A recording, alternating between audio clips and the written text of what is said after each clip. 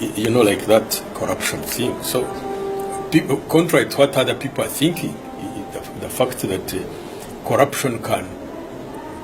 In 1996, when I went to that parliamentary committee, which brought me problems when I was supposed to be court-martialed, and it led to my resignation before again Mr. Museveni conscripted me by force to stay in the military. Although really I wasn't doing anything there at the time. It was that question of corruption which I was addressing, its impact on the prolonging of that war. So corruption can cause war, corruption can lead to war, corruption can prolong a war, corruption can lead to the collapse of a state. So it's a real problem. Forget about the morality of it. If you see, because of corruption, the factories, no factories are being built. Why? Because the money is being stolen, for instance. This increases joblessness.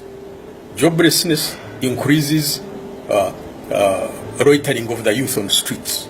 This increases crime in the country. The crime increases, clamped down by the state. So it's, you see, this one leads to that. So some of these abuses which we are talking about can threaten the integrity and actually the real existence of the state.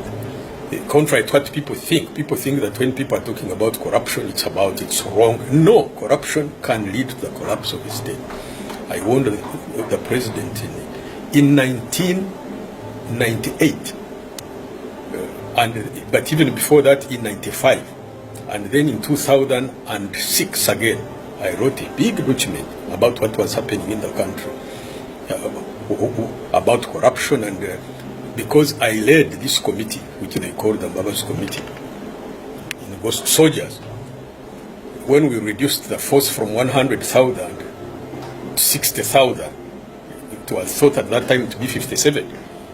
After the committee, after going around the whole country in all those units of the army, we found we had about 24,000 soldiers.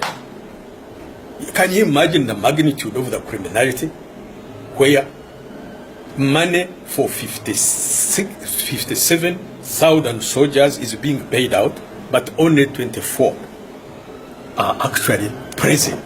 And you know how much this can cause in a country? So you can see some of the, of course, after that investigation, measures were taken, people were dismissed, and others were arrested and charged and so on. But you see, it would have caused that danger.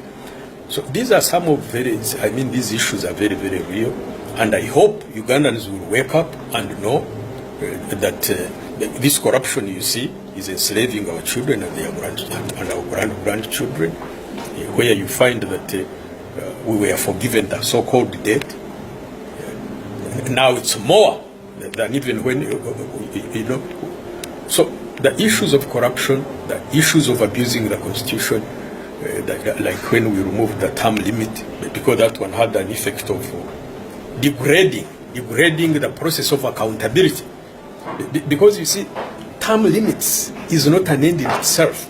Term limits puts in place a mechanism where leaders know that they can break the law only so far. They can only do certain things only for a short time. So that one, it's a deterrent in itself. This is the whole point. It's not so much that you've done away with the leader. No, it's that because this leader knows that he has only 2 terms, after that he must leave power, he will exercise restraint. So it's a deterrent. You know, it's a deterrent in itself before you come to the actual handing of power. This is what we had a vision. This is what we had put in that constitution of 1995, which was removed.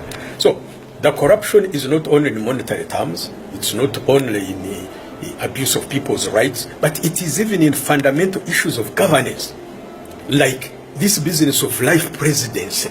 Life presidency is it's a cake. It's a cake.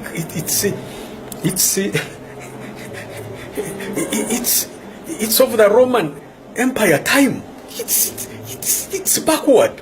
It's backward that someone wants to die in the State House and they take his body on a carriage. It's backward, man. So but you can see the whole ethos, the whole setup of the political class in Uganda now. It's been vulgarized, it's been degraded. So I hope Ugandans will start waking up and say enough is enough. And really the leaders also, I think they have a moral duty. If they have something which is still left in them,